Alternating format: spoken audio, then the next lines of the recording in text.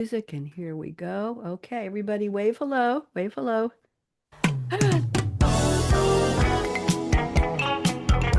We are live. Welcome to Read My Lips Radio, a lively hour of unscripted conversations with savvy creatives. Producer and host, akaRadioRed, asks novelists, artists, photographers, designers, comedians, actors, musicians, composers, screenwriters, directors, and technology innovators about their creative passion, inspirational muses, and how they create.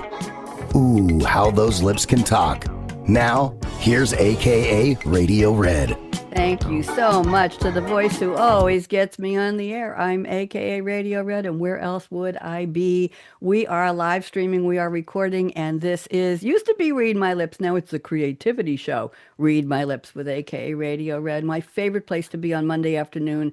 And I have three very, very interesting, fascinating, and very beautiful ladies with me today as my special creatives. But before I introduce them, I have to give you some updates because it's January 19th and you all want to know this. So I have to tell you that today I have some old records from the Hot 100 Billboard chart on this day in history in different years, and I think you're all going to appreciate this. I'm going to introduce you in a second. 1967, the number one song was Daydream Believer by the Monkees. Anybody remember that? Am I getting any? Yeah. Okay, we got a couple there. And 1980 was Rock With You by Michael Jackson. Can you believe it was that long ago? Yeah. 2 years later, 1982, I Love Rock and Roll, Joan Jett and the Blackhearts. 1985, Careless Whisper by Wham. I like that one. 1995, we're rolling way down the list here. One Sweet Day by Mariah Carey and Boyz II Men. I don't remember that one. 2000, What a Girl Wants by Christina Aguilera. 2015, Uptown Funk by Mark Ronson featuring Bruno Mars. I love to do play my drums on that one. And this past year, The Fate of Ophelia by Taylor Swift. Is anybody here a Swiftie? Ladies? Any Swifties? No? Yes? Nope? Nope? Nope? Well, Too old. no, you're never too old. It's just a matter of taste. That's all. Okay. I have to tell you, in 1963, on this day, the Beatles' first national UK television appearance was on a show called Thank Your Lucky Stars. And they performed Please, Please Me. They had recorded it 6 days earlier, but they pretended it was live.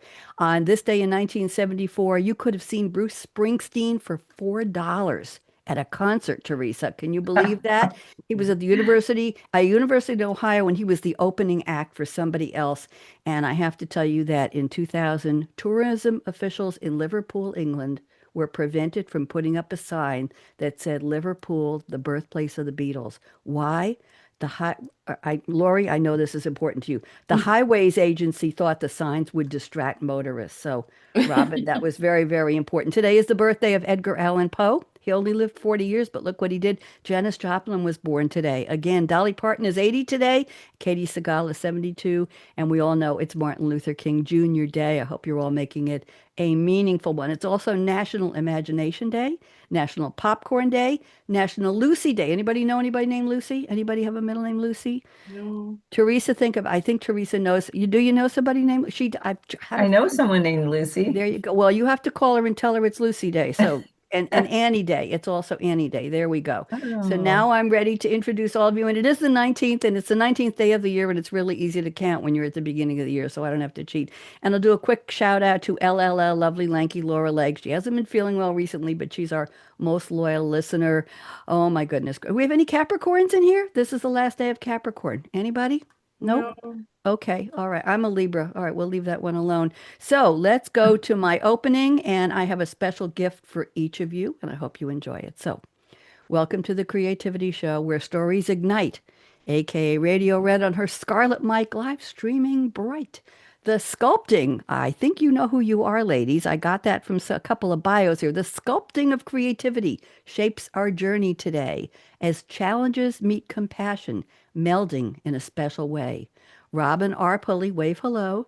Teresa, is it Angelus? Am I pronouncing it right? Angelus. Angelus, Teresa, and like Los Angeles, hello. And Laurie S. Jacobson are on stage, passionate creatives with wisdom on every page.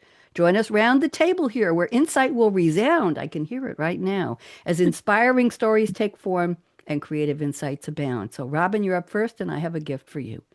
Raised in Jerome, Idaho, the middle girl of 5, Robin learned early how grit helps dreams survive.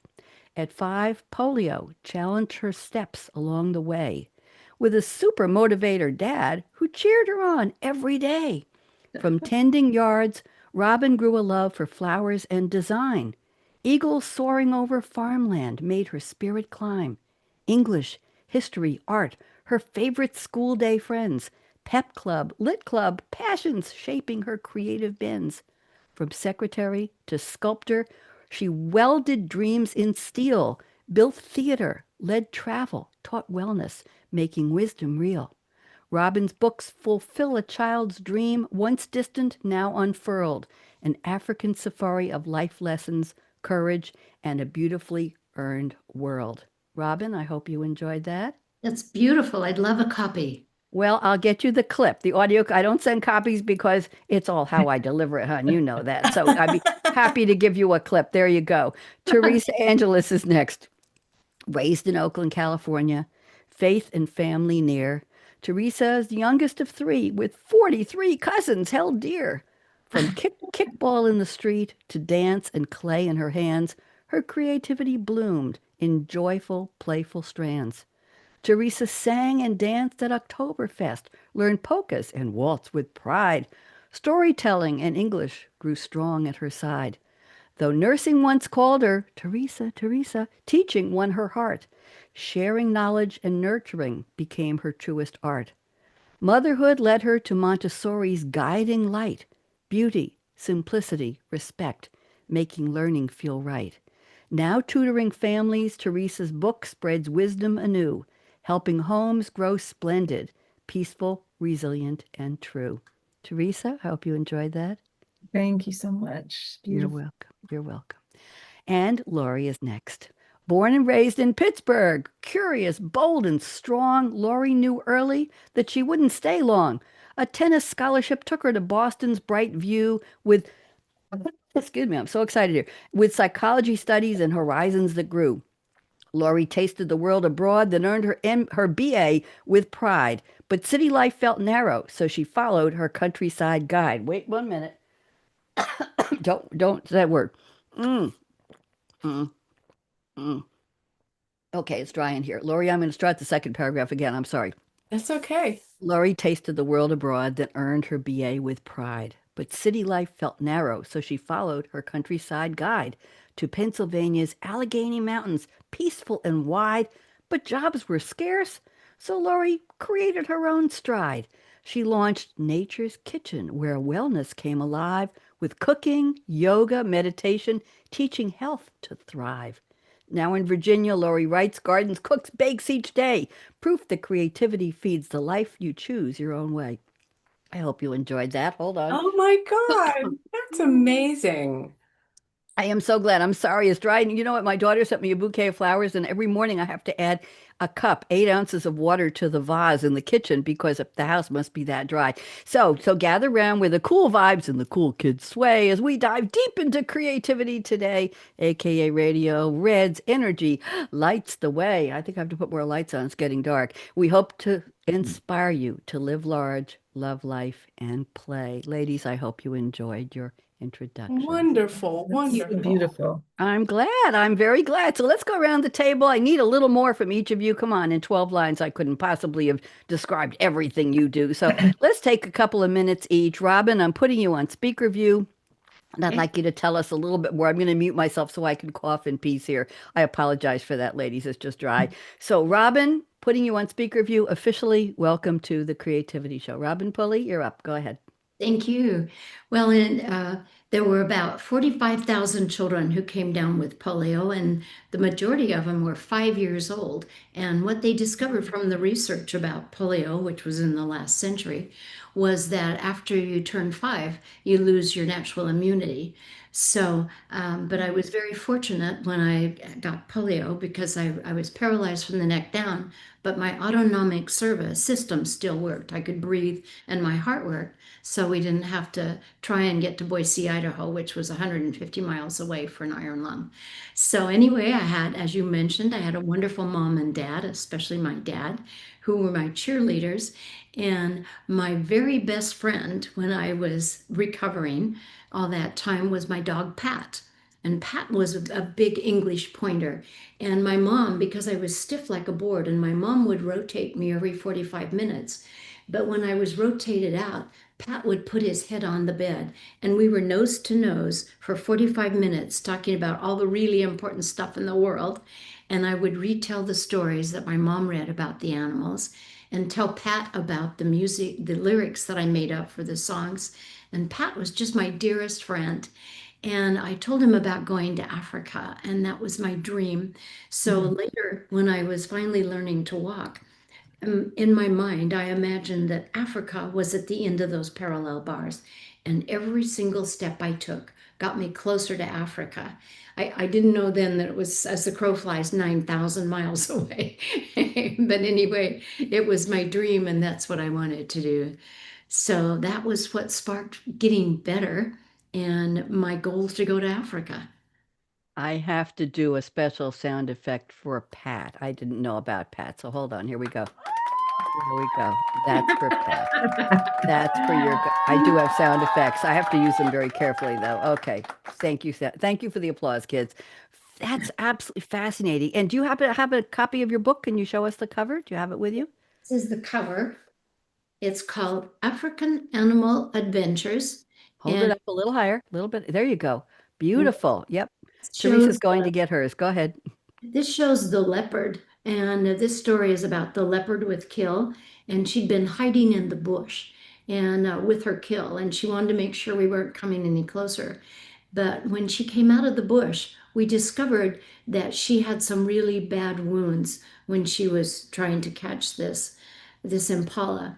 And usually, what a leopard will do is they'll take that kill up in the air. A leopard is 7 times stronger than a human, and they can literally take this animal up in the tree and they save it so the other animals don't get it. But when we saw how wounded this beautiful little thing was, then it was obvious she couldn't take the leopard up in the tree. And she would sit and she would look at that tree, and then she'd look back in the bush, and then she'd look at, it was only one tree way off in the distance. And she really wanted to, but she was too hurt to take it up in the tree. So we followed her, and she went up into the bush and circled and circled. She limped away and tried to find a place to go. To circle around and lay down. So we had to leave because it was late at night. And we came back early the next morning to see if she was still there. And she was there, but she was at a little pond and she was lapping up some water. And she was headed to go back to the bush where she had left the impala, but she had to lay down in the grass several times before she got there. And when she got there, she sniffed all around and she found all of the tracks of the hyena that the hyena had polished off her impala. Aw. When a hyena finishes a meal, there's nothing left. Mm. Even the bones are gone. So you could see, and her little shoulders just went down, like, the disappointment that it was gone, because it's a big job to bring down an animal. So she leaves. And the biggest concern about this beautiful leopard was that a wounded leopard or a wounded animal, the hunter becomes the hunted. Mm. And I was so worried about this beautiful thing. She was just gorgeous. And as it happened, about 3 days later, we were on safari in the same area, and we saw this leopard up in the tree. And we looked, and when I looked closely, I could see the wounds that we had seen before. Mm. And she made it. So that was one wonderful thing to cheer about. Robin, you're a lovely storyteller. Thank you for sharing Oh, that. That was lovely. Is that your photo? Did you take that yes, picture? yes, I'm a photographer, Quite, professional quite photographer. beautiful. Thank you so much. That was a treat. Thank you. Yay. Okay. You've got some good stories there, lady. Okay, let's go to Teresa.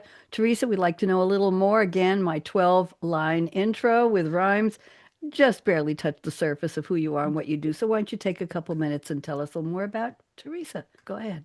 Well, thank you so much. And first of all, Robin, I just want to say your story touched my heart. And I'm so glad that you had Pat there in your early days and years. Well, I've always loved children and didn't realize until I embraced Montessori when I had 4 children at the time, and I have 6 children. total, I didn't know how much I would be moved by Montessori's concepts. And as I started studying it, I took it very seriously and I became a teacher gradually. But I realized how it was changing my life, just the concepts of respect and simplicity and keeping order in the environment. It changed my children's lives, my family, and it changed me. I found I became a person who could be more present, a person who could um, tap into my creativity and curiosity without um, getting overboard, and just really, really love what I have seen in families that have adopted these concepts. It used to be that Montessori was just schools, and most of people have probably heard of Montessori. But it's interesting to know that she started her first school in the slums of Rome in 1907. So anyway, I homeschooled my children at some points, and I've gone on to get my own degree. I was a teacher in a classroom for 20 years before I started writing my book. I started a tutoring business and I work in people's homes now. And I just love children, and now I'm using it for my own grandchildren. And that's a precious treat. Thank Lovely. you. Thank you very much. Very, very interesting. The paths, I think I've had about 9 different careers. After Laurie introduces herself, we'll go around and do a count and see. I bet we've got dozens among us. Thank you so much, Teresa. Laurie, welcome, welcome, welcome. I'm putting you on speaker view. Why don't you tell us some more about yourself, please? Okay, well, thank you, Red. As you mentioned, I did grow up in Pittsburgh. I went off to school in Boston to get my degree, but then ended up coming back to Pittsburgh because it's just a great town. You can almost call it a small town. It's not a big city, but something in my heart was aching for the country.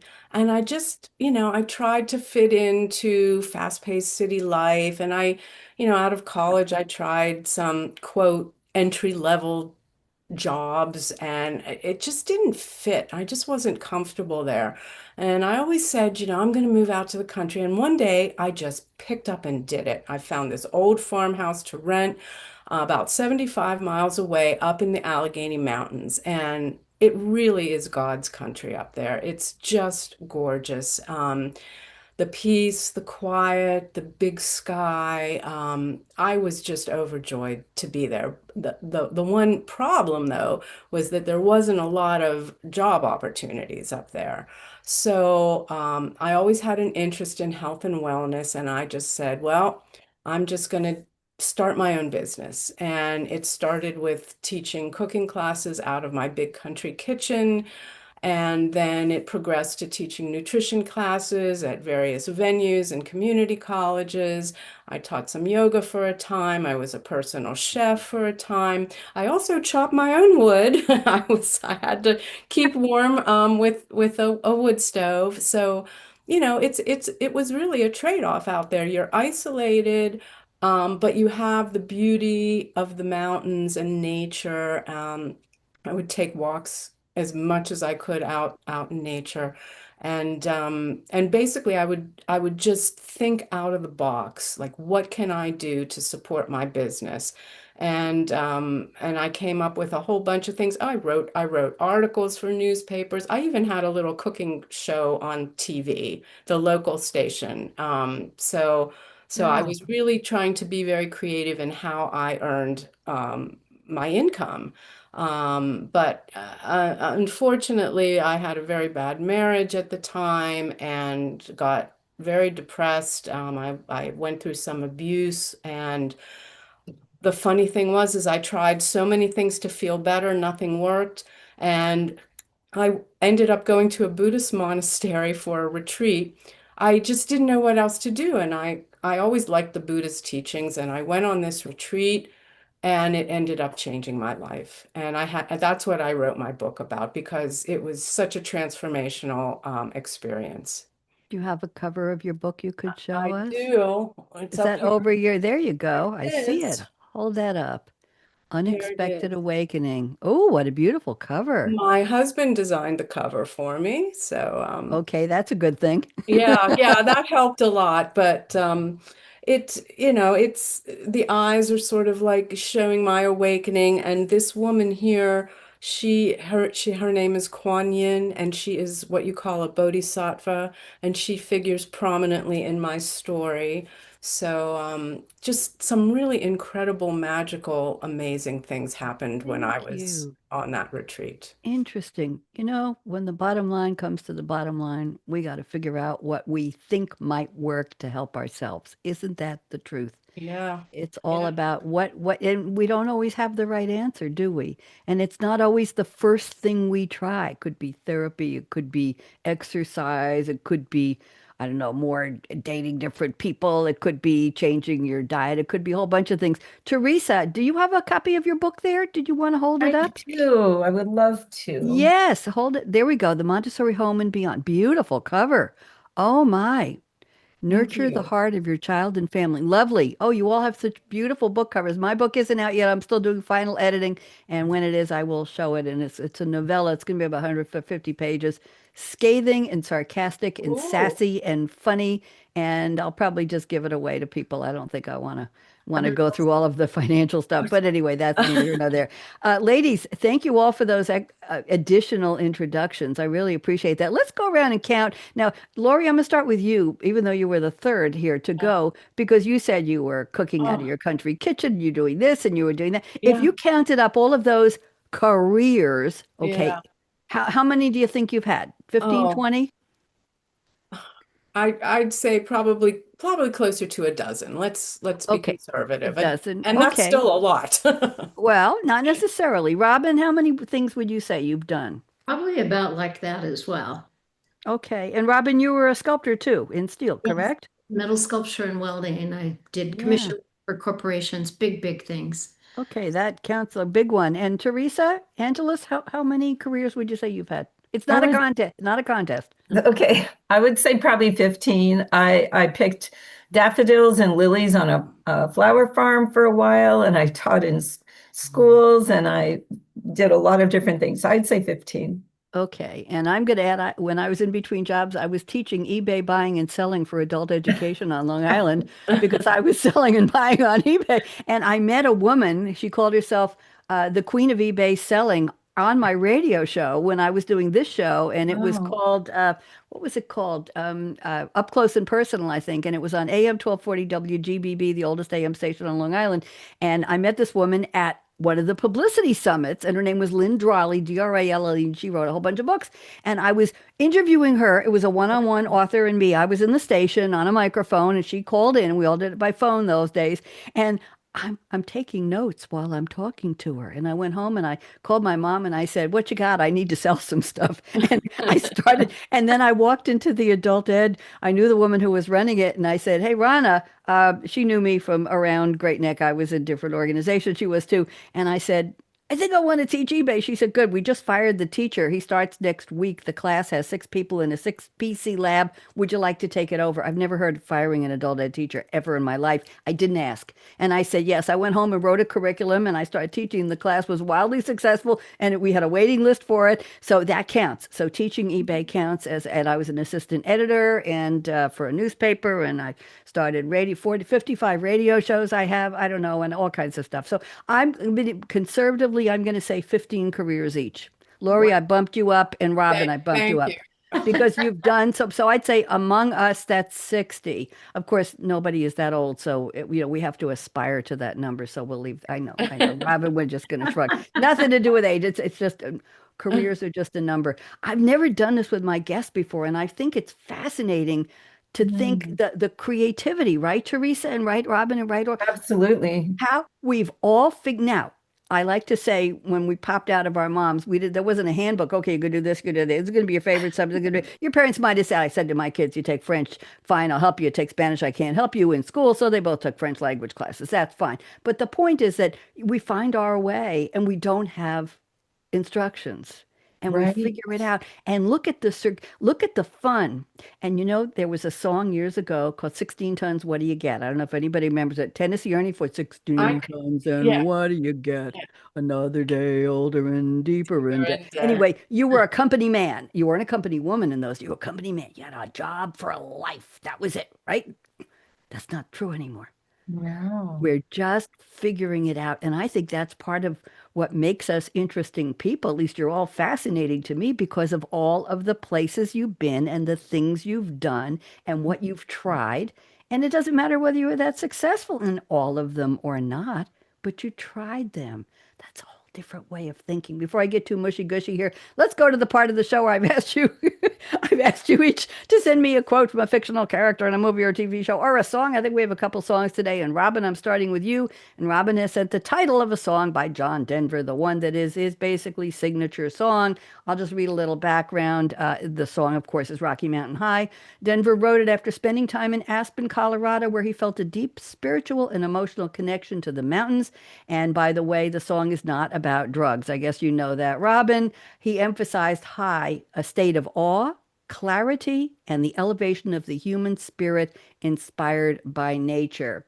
It was officially named one of Colorado's two state songs in 2007. Very, very interesting. And he, of course, was one of the most beloved voices in American music. So, Robin, why don't you take over for a minute or two here, a couple minutes, and tell us how you picked the song as related to your own creativity. Go ahead, Robin. Well, it's like I said to begin with, it's being out of doors. I absolutely love it. And when we lived in Denver, there's a place outside of Denver called Red Rocks, and it's a huge natural theater in the rocks. And we heard John Denver sing Rocky Mountain High in these rocks. And then we also heard him sing in downtown Denver, and the entire Denver Symphony Orchestra was behind him singing Rocky Mountain High. And it was just so incredible. And that's my place to be out in nature. And it just spoke to me. I love that song. That's beautiful. Thank you. That must have been majestic with the Ah, orchestra. And yes, it must have it been was majestic. incredible. I'm going to turn on one more light here. Hold on, ladies. Okay. Second. That's better. There I am. I was getting a little ghosty there. Okay, let's do this. All right, I'm going now to, we have Teresa, and Teresa has picked a quote from the character is Joe March, played most recently by Saoirse Ronan in Little Women. This was a 2019 movie, another one, American coming of age period drama film written by and directed by Greta Gerwig, who has come into her own as a producer and a director. It is the seventh film adaptation of Louisa May Alcott's 1868 novel. Boy, that's success, right? Seven Yeah. times people want to make movies. The lives of the March sisters, Meg, Jo, Beth, and Amy in Concord, Massachusetts in the 19th century. Very interesting. Meryl Streep was in it, and Laura Dern was in it. Timothy Chalamet with the hair was in it. And let's see now. The film premiered at the Museum of Modern Art in New York City on December 7th, 20. Did you know that, Teresa? That I did. it was at Amazing. MoMA. Wow. And released theatrically 2 weeks later, and it grossed $218 million if anybody's counting. Here is the quote Teresa has picked. I want to do something splendid, something heroic or wonderful that won't be forgotten. Well, as of you all being on my show today, nobody's going to forget you. So, Teresa, I'm putting you back on speaker view. Please tell us how you found this quote and what it means to you. Go. Okay. Well, right as my book was being published, my son, who actually is pursuing a producing career in New York right now with film, he said, "Mom, you've got to watch this movie with me." So we watched it, and I just felt so moved by her, her courage and ingenuity, and she really didn't conform to what everyone else thought she should do or should be, and she loved writing, so she pursued her profession of writing and just created this whole persona of or not even a persona, but her own character of creativity that flourished, and I love that. And I kind of feel like that, even though I was married and had children and all of that, I never have felt that I've necessarily gone the path that everybody thought I should. So creativity is wondrous. There So we go, back to the winding path, right? yes, We absolutely. We have to keep finding and keep listening, right? We we can't just say this is it. We're changing no. all the time. And Verdi, supposedly he recreated his life 4 or 5 times. He totally changed his career 4 or 5 times. I think a lot of us have, and uh, when I used to mentor some people in the corporate world, and I would say to them, and I on some of my other shows, I talk about how would you inspire somebody, a younger person, of any persuasion, any gender, any genre, how would you persuade them to become creative in their life? And there's a quote, I think it's actually from oh, the Canadian, I can't think of his name, who wrote Leonard Cohen. And this is my version of it. If you see a light coming through the window, raise the window and let the light in and see what's on the other side. The corollary of that is if there's a little crack in the door, push that damn door open and find out what's on the other side. Don't be afraid of it. Maybe it's time to change. Maybe it's time to add something to what you're doing. Maybe it's time to say, I want to try something else. What's the problem with trying something else or adding something else or seeing things in a different way?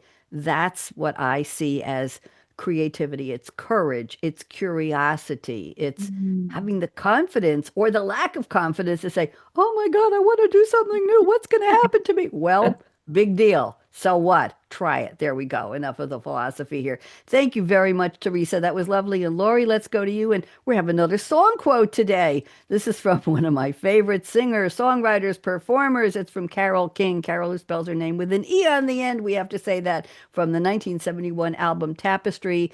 The song is beautiful, and I'll read the quote in a second. It opens the album, one of the most influential and best-selling albums of all time.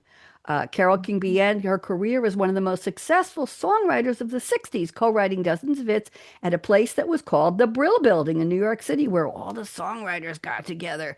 And the album includes Will You Love Me Tomorrow, You Make Me Feel Like a Natural Woman, and Tapestry made a transition from behind-the-scenes writer for her to front stage artist. She won 4 Grammys, including Album of the Year, and this album spent 15 consecutive weeks at #1. It remains one of the best-selling albums in history of music. So there you go. Here's the quote Laurie has picked. I almost want to sing it, but I don't want to ruin the show. You've got to get up every morning with a smile on your face and show the world all the love in your heart. Oh, I want to crochet that on a pillow. You know what I want to do? I found out magic markers, they don't come off. Once you get a good mug with a side that doesn't, you can write that. Laurie, I'm going to write that on a mug and I'll send it to you. Not the mug, the picture. Laurie, tell us about that beautiful quote. How'd you find it and what does it mean to you? Go. Well, I grew up listening to Carole King too, child of the 70s music, and she's just so inspiring for one thing. But I try to embrace a spiritual life whenever I can, and I've learned that so much of how you proceed in life is your attitude and how you look at things and how you can choose to look at things. And we can either choose to look at things in a negative way or a positive way. And so much of our life we're going to come into times when we suffer or when things don't go well or when we're grieving or when we're just not a happy person. And we can change that attitude. We can change our outlook and, bring in a little element of creativity, if you want to put it that way, by turning it around and looking at it in a more positive light. And if we just remind ourselves when we get up in the morning, if we put a smile on our face and and spread love all throughout our day, we'll be happier, we'll make other people happy, and it's just a great reminder on how to what you can project out in the world that's not only good for yourself but is good for others as well. Thank you. And I think the first part of that projection is telling yourself, I'm going to have a good day.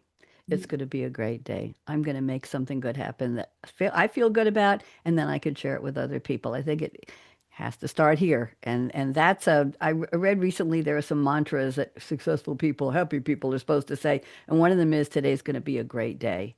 If you say that in the morning, You kind of convince yourself to at least try. There you go. There you go. Okay. Something better for breakfast or a better way to answer the phone. Does anybody ever get phone calls anymore? I don't. Anyway, neither here nor there. Thank you for the quotes, ladies. You outdid yourselves. Appreciate it. Now we're going to go to the creativity statements, and I'm going to pick one or two from each of you. Robin, I'm picking your first two here. I think we already know what you're gonna say a little bit about. I want you to speak for a minute or two, Robin. Just expand them, as they say on the news, unpack them, and then I'll ask Laurie and Teresa if either one or both of them would like to say something if this resonates with them as well. Then I'll pick a couple from Teresa, and then from I'll go to Laurie, and then we have some other things we're going to do toward the end. We got plenty of time. So Robin says, my most creative time is outside at sunrise when I can hear myself think uninterrupted. My inspiration is Mother Nature. That was your statement one and two. So Robin, why don't you tell us about that? I like the uninterrupted part. It's a Are there, beautiful time of the day, and my favorite, as I said. But where we live, we're on a mountain. And so we see these magnificent sunrises and sunsets every day. And it's just like the best greeting of the day that I can just sit there and outside on the patio, on the outside, just enjoying the sunrise and see it unfold and the colors happen. I'm a photographer, so I have so many photos of sunrises and sunsets. But it's a wonderful way to start the day, and it just like brings everything down. And I have pencil and paper with me, and I write because the creative ideas are sometimes like vapor. They're just gone if you don't write them down. And so that's kind of like my homework for the morning, and it just carries me through the day. I like that. My homework, that's your own homework for you yourself for the day. Laurie, Teresa, anything that Robin said? Yeah, go ahead, Laurie, please. Oh, that resonated with me so much, Robin, because when I went to that monastery, they made us get up very, very early, which I was not used to. At first I was dreading it and I didn't think I could do it. And then day after day after day, getting up before dawn and sitting there. Now these retreats were silent, okay? So we Mm. weren't allowed to speak. So getting up before dawn and sitting there in silence and not even watching the sunrise, but feeling the sunrise and feeling that energy, that wonderful, expansive energy just coming into the day. It was just the most brilliant time that I've ever experienced in my life, honestly. And of course, I was meditating all the rest of the day too, but it just touched you in such a way and just energized you. You just felt the energy rising and your energy rose with it as well. That's lovely. Teresa, any thoughts on that? Well, and I agree with both of you. I think that the morning time for many different spiritual practices is the most powerful because most people are still sleeping. And I think that there's not in the ethers, lots of thoughts and discussion. And I agree, it's just such a peaceful time. I do follow a spiritual practice, and the morning time sets the tone for the whole day. And it's just so lovely. And Laurie, I was thinking about you because I know that you love the Buddhist practices and I could envision you there. So, I yeah. have a question for Laurie. How hard was it to be silent? And was it 24 hours a day or just for a portion of the day? Um, Initially it was hard, but it's very powerful. It's a very powerful Yeah. practice because you're not thinking about what you're going to say. You're Mm-hmm. just being present and observing, and the only thoughts are really your internal thoughts. But it got easier and easier, and you almost preferred it by the end of the retreat. It was so grounding in yourself and just took a lot of pressure off to have to reply to someone. Did anybody use hand signals? I mean, it's like, could you pass me the salt? Well, what they would say to do was that if you wanted to send a message to someone, you had to write it down and put it on the bulletin board and put their name on it. And that's Oh, how you would send a message to someone else. interesting. But of course, you can smile at people and project a lot of meaning Okay. just in facial expressions. Interesting. Thank you. Robin, anything you want to wrap up with your statement before I move on? Get Well, back to the I'm two just ladies? curious with Laurie if she took notes, for this awakening and all the things that she was going through and her thought processes. Did you take notes, Laurie? Um, Technically, you weren't supposed to. Hmm. Um, that because I asked about that, but sometimes I would cheat, and like when I'd go back to my room at the end of the day, I'd have to jot down just a couple of things, or maybe questions that came into my mind that I wanted to ask one of the monks. So I did, but not extensively. This is for you. Okay, that's a reaction there. Okay. She wasn't speaking, she was just emoting. Ladies, I'm not going to take a contrarian position, but I will tell you that sometimes I work in the middle of the night and I find that's the quiet time. I happen to have friends and colleagues who are around the world and they will text me something at 2 or 3 in the morning and I try not to answer them because I don't want them to know I'm awake. But I find that I call that the quiet hours, not the morning, but overnight at 1 or 2. Sometimes I'll just get up at 2 or 3 in the morning or 4 in the morning. If I have an appointment at 7:30 in the morning, I might wake up at 4 because I want to be ready and I'll start to work.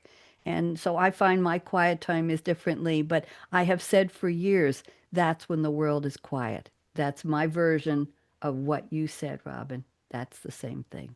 So Mhm. there we go. So we're all still creating how we want to do things. Okay, let's go to Teresa. And I have two interesting statements from you. You say, I love writing at my desk in front of my window, looking out at the forest, especially with beautiful classical music playing softly and a candle burning. And then you add, writing anywhere, at any time, when ideas flow. Even jotting down thoughts at a restaurant or with friends, she didn't say at a retreat, Laurie, catapults me into writing later in the day. Teresa, how does this work for you? What kind of classical music? What does that do for you? Go. Well, in Montessori, I found that Baroque classical music, like Pachelbel canon, the slow, stately rhythm is very relaxing to the right brain and allows the right brain to function more, which is the creative side, kind of calms down the left linear talkative side. And it just puts me in an amazing place to listen to that music. And it's true, I can have inspirations come, as I'm sure everyone can, out of nowhere. And I've learned to write those down, even if it's just a few words. And then I can go back to it and remember, especially if I'm in the middle of writing something, and then I can apply it where it needs to be.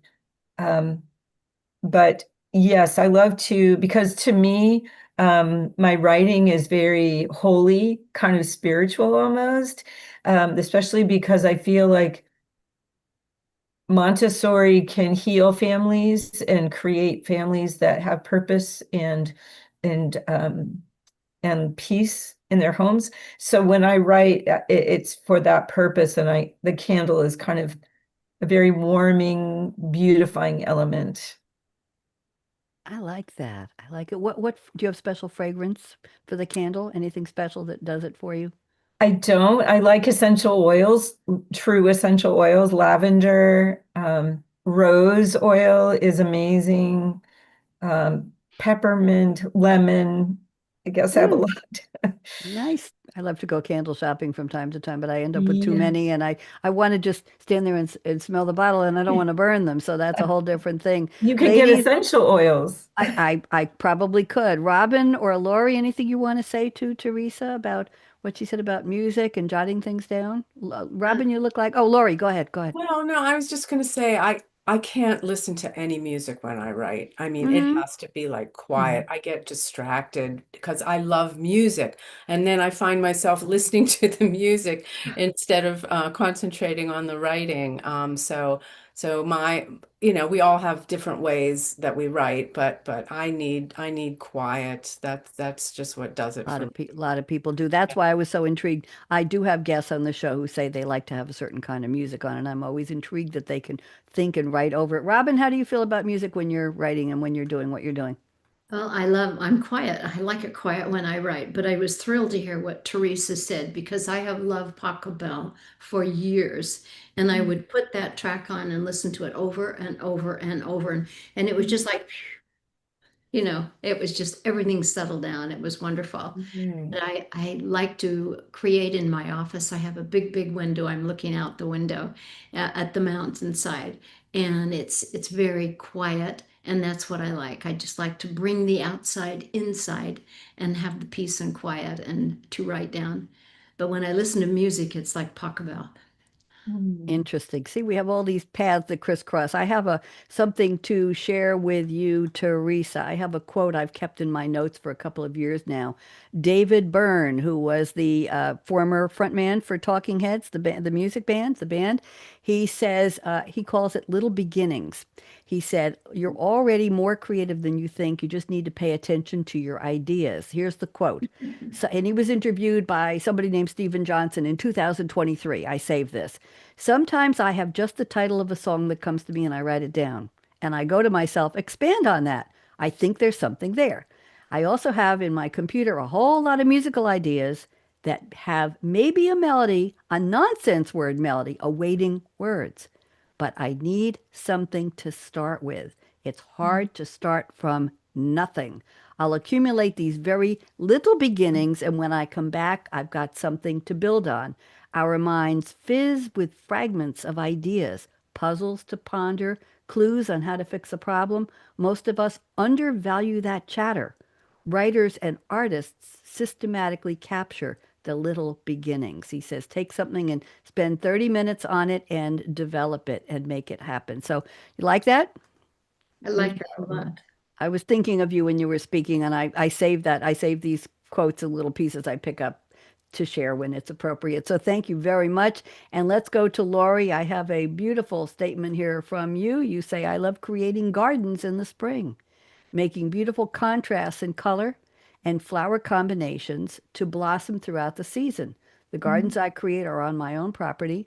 I've created and maintained annual flower gardens, perennial flowers and shrubs, a water garden, and of course, a vegetable garden. Very, very interesting. So, Laurie, tell us a little bit about your garden. And do you have any pictures? I should have asked you in advance, but Oh, I probably do somewhere. that's okay. Just tell us when did you start gardening and do you have a special method? Do you garden all year round? How do you do it? Tell us. Well, I guess, like Robin, I love nature and I always love to be outside but there's something about getting your fingers down into the earth and working with the earth and feeling that energy that's very exciting and it sparks my creativity a lot. I mean, come springtime, I mean, even just today, it's freezing in Virginia, and I'm looking at my periwinkle that I planted like 2 years ago, and to see how much it's spread, and I'm awaiting spring because they'll have all these little purple flowers on it and it'll be really nice this year compared to last year. But I mean, it all started when I was really little and my mom would just plant a couple tomato plants in the backyard. And every night after dinner, it was my job to go water the tomato plants. And I just formed this this bond with I love to grow things. I love to watch things grow and nurture them. And then when I moved out to the country, oh my God, the farmer next door came and plowed my whole backyard for me. I had the biggest garden you could ever imagine. I harvested like 250 pounds of winter squash that year. And then, What? yeah, I just went crazy. And, because I was in the country, it was my first garden. But, now it's like planning the garden, what height is this going to get? What flower is it going to, what color's the flower going to be? What's it going to be next to? What colors go together? So it's just a really fun, creative endeavor for me. And I look forward to it. Every spring, I can't help myself. I just go nuts. That's lovely. That's absolutely lovely. Robin, do you do any planting? And Teresa, do you do any gardening, any flowers, plants, things? I do a lot. I mean, we have moved all over the country. When we moved here, this was my 30th move. So everywhere we have lived, and this is all over the country, so I've learned all the plant materials everywhere we've lived. And one yard I designed, and we won a civic award on the yard, the Oh, land nice. design. And it was really fun, but having growing, living, loving things around is very creative as well, because it's a spirit, and it's growth and it's renewal. Absolutely. It feels good. And you're watching something happening right in front of you day by day. Teresa, do you do any growing? I love to grow gardens. And for my thesis in my graduate school, I took over a school district garden and worked with teens from the high school and children in elementary school. And we had 60 beds, and it was a most amazing experience. So now I try to integrate gardening with everything I teach to families and children, because like you both said, it's just so magical, or all of you said, growing things is just so magical. You put a seed in the ground and it just starts growing. And I love both of your stories about loving gardening. I have another story for all of you. I'm known as the coleus thief or borrower. When I was living in Durham, North Carolina, the salon I would go to, I'd have a massage every 3 Thursdays a month, and the fourth Thursday I call it go to the Red Factory in the same salon. Well, the salon was in an outdoor mall, and in the middle were beautiful gardens. And at the parking lot area was a beautiful garden. They had coleus plants that were 12 feet tall. I have never seen anything like that. So I would bring a baggie in my purse with a little tiny scissors and a little paper towel with water on it. And when I was done with whatever it was, I would just quietly go over and a little piece and put it in a little baggie and put it in my purse. As soon as I got home, I put it in water, and I was able to grow coleuses from these little cuttings. Well, I left Durham and I moved here to Loudon, Tennessee. We're about a half hour outside of Knoxville. And lo and behold, the salon I go to now, the owner, the new owner, he loves plants. And all summer he had these huge pots right out front on the sidewalk. It's in what you call it a strip mall, but it's very, very small strip mall. There are not that many stores. It's mostly they have real estate, one restaurant, an estate lawyer, a massage parlor. I'm sorry, a spa, day spa. Whoa! Anyway, and so I brought my little scissors and my little baggie, and I've got some of them that are now just. And my hairdresser, I call her my red artist. She knew I was doing this, so she came out. And we were the last. I'm always the last customer on Thursdays. Everybody's gone, so she came out and she said, "Give me your scissors and hold the bag." And she was helping me cut them. And it always pains me at the end of the season when whoever is doing these coleuses just throws them away. They Yeah. just throw them out. They just pick them and throw them out, and they put some winter plants out. And I'm always sad if I miss that last of the season. But my daughter gave me her peace plant because she was doing traveling about 3 years ago, and it had, some of the peace lilies coming out, and it had a couple. And I noticed there were a lot of like dead little branches, little hard sticks in the dirt. So I would just go through a little pulling thing. It was almost like popping a pillow, a pimple. I didn't say that. And I would start pulling them out. And then I read that if you put an ice cube into them a couple times a week instead of actual watering, because the water goes right through the dirt and it started to ruin my floor. So I'd put a couple ice cubes on them. And that thing that was just a little bit of a cover is now about 12 inches high, and it's this big Wow. and it's huge. And I bought little 5.99 plants at the supermarket, the ones that are by the door, and you buy it and you bring it home. And I take old juice jars, old juice containers. One was Simply Apple, I think it was, if you know the brand. And I cut off the top and I put the dirt in. Sometimes I line a couple rocks in the bottom, and I've got a beautiful, I don't know what it was, an impatiens growing out of that. And it's so interesting because the planter is the bottom of the juice, and I left the Simply orange label on it. So it becomes a conversation piece.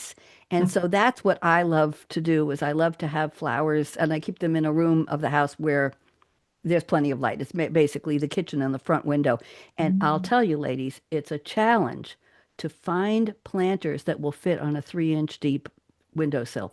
Right, I'm It sure. ain't easy. And I found them on Amazon, these little metal trays with three tiny little black metal pots and a little handles on the tray, only 3 inches wide. Wow. You can't do too much with them, but nice coleuses that are leggy will grow tall and not this way. So they look, and people come up to the house and they see them in the kitchen window. So I solved that problem. So I'm just thrilled. We're almost done. We're almost out of time, but I want to read a couple of quotes to the three of you, quotes I've saved over the time that I've been doing this show, and one of them is from quite a while ago. So this is from, I think you'll appreciate this, Lucy Maud Montgomery, the Canadian author who wrote Anne of Green Gables in 1908. Talk about having your legacy. Her character, Anne, let's see, Anne wrote this, the chapter 19, A Concert, a Catastrophe, and a Confession. What a great title for a chapter. And here is the quote. Something, this is for you, Teresa, but everybody. Something just flashes in your mind. So exciting, and you must out with it. If you stop to think it over, you spoil it all. There's that jot down those little beginnings, like David Byrne said. Here's one by Rapunzel, voiced by Mandy Moore, Entangled. It was in 2010. Is that really 16 years ago? No way. 3D computer animated musical adventure fantasy comedy film. How did they put all those genres together? Could it really have been everything, Teresa? I'm not sure. Anyway, venture outside your comfort zone. The rewards are worth it. Isn't that what we're talking about, ladies? Figure it out. FIO. I hope I don't go anywhere else without those letters. Then we have the Rolling Stones, 1969. You can't always get what you want, but if you try, sometimes you'll get what you need. Isn't that the truth, Laurie? It's I love very that. true. Get what you need. And then one from dedicated to all of you, Glinda the Good Witch of the North, played by the original Billy Burke in The Wizard of Oz, 1939, going way back before any of us were here. You had the power all along, my dear. That's one of my favorites. I love And now let's see. I'm going to dedicate I'm a poet. I belong to an online poetry group. And every Wednesday during the year, we get a prompt from the moderator, and a whole bunch of us post our poems online on a website, and we give each other thumbs up and we make comments. But during April and November, we get a prompt every day. So I write about 300 poems a year. I write 2 or 3 every day of all month of April, all month of November, and then I was doing 2 or 3 every Wednesday the rest of the year. Now I've kind of simmered down a little, but I have an acrostic called Night Shift. That was the prompt that day, NIGHTSHIFT, and I will read this to you from July 2024. All right, so the acrostic is NIGHTSHIFT.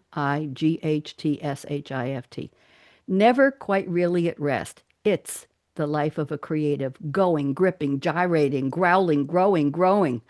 Highs and lows, flowing on a mental Mobius strip. The days are the nights are the days again, shifting off and on, into and out of gear, hoping for unique brilliance even once. It's a calling, command, curse, roller coaster, finding eureka, euphoria, amid frustration, fears. Thus is the life of the creative. I hope you enjoyed that. Goodness. That's beautiful. Lovely. Thank you very much. Those are fun. I now do a series called Me, Myself, and I, a little more conversation, and I have the 3 parts of the ego talking to each other in these poems every week. And I added That's who did I great. add? Me, myself, I, and we. I added we this week, and people are commenting, oh, now we have 4 people at the table talking to each other, and they all have a different role, and they always talk about a former boyfriend. It's very, very funny. Okay, and then I have one more for you. This poem was a blank like blank acrostic, and I think you'll enjoy this. Believe in love always. Never kiss a leprechaun in a kayak. Every boat's like a nervous kangaroo. I love that. Okay. That's short and sweet. Okay, ladies. In 2014, I closed my shows with the top 10 tips for women, and my favorite still is this one. I saved these notes from all those years ago. The first one is aspire to be Barbie. The biatch has everything. Okay, there you go. And that was 10 years before they made the movie. So there you go. Another one is don't get your knickers in a knot, just makes you walk funny. And when life gives you lemons, make lemonade and add vodka. We all know that one. Okay, here's the closing. And don't go away because we're going to play the music on the end. I'm going to do the music from my new show, the Say What Good News show. Okay, we're going to go out with that. So life is short. Break the rules. Forgive quickly. I still haven't learned that one, Laurie. I still don't care. Give quick. I gotta figure. Maybe the Buddhist will help me out. Kiss slowly. Oh yes. Love truly. We try. Laugh uncontrollably. Ladies, laugh with me. 1, 2, 3. Oh, come on, hurt yourself a little bit. That's better. Thank you very much. Okay, and never, ever, ever regret anything that made you smile. Final words. Work like you don't need the money. Dance like nobody's watching. When I taught disco in high heels in a high school gymnasium cafeteria with 250 students, I danced like everybody was watching and they remembered me. Sing like nobody's listening. I didn't sing too much today. And love like you've never been hurt. We all have. Let your heart regenerate, regrow, come back and love again. Money talks. Chocolate sings. I'm getting the music ready to go on. Chocolate sings, la! And I stole this line from somebody years ago. Last but not least, thank you for turning me on. And let's go with the outro. And we're going to go with the good news music. Dance with me, ladies. Thank you for sharing your good news with us. Thank you. Don't go away. We'll talk. We actually have people live watching us. Thank you. Morning coffee in my cup. Scrolling. I've had enough. Same old drama. Same old. Flip the dial. That's what I need. Let the good vibes. Get the bad vibes go away. Hit play. Good news. Let's lift that mood.